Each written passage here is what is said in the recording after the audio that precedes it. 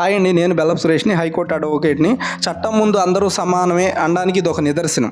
మాజీ ప్రధానమంత్రి దేవగౌడ యొక్క మనవడు ప్రజ్వల్ రేవణ్ణను బెంగళూరు కోర్టు అత్యాచారం కేసు అనగా రేప్ కేసులో దోషిగా ప్రకటించింది.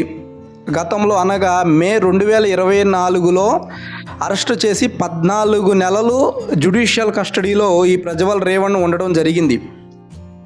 ఇతని యొక్క ప్రాముఖ్యత వచ్చేసి 2015లో జేడీఎస్ పార్టీలో చేరడం జరిగింది. తర్వాత 2019లో జేడీఎస్ పార్టీ నుంచి ఎంపీగా పార్లమెంటుకు వెళ్ళడం జరిగింది. అతి చిన్న వయసులో ఎంపీగా వెళ్ళిన 3వ వ్యక్తిగా ప్రఖ్యాత కూడా ఉంది ఈ ప్రజ్వల్ రేవణ్కు. కానీ 2021లో వాళ్ళ పని మనిషిని 2 సార్లు అత్యాచారం చేసిన వీడియోలను తన పెన్ డ్రైవ్లో అప్లోడ్ చేయడం ద్వారా ఆ యొక్క ఎవిడెన్స్ అన్నది పక్కాగా ఉండి ఫారెన్సిక్ ల్యాబ్ రిపోర్ట్స్ కూడా ఎగనెస్ట్గా ఉండడం ఈ ప్రజ్వల్ రేవణ్కి బెంగళూరు కోర్టు శిక్ష ఖరారు చేయడం జరిగింది.